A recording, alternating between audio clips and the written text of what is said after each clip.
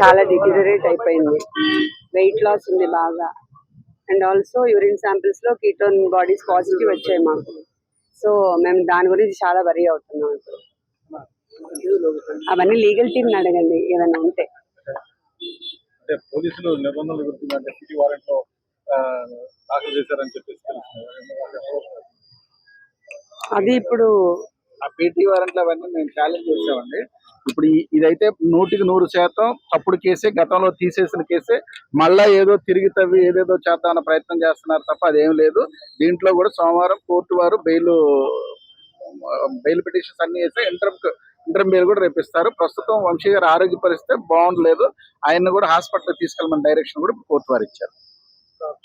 Hospital తీసుకెళ్తారు.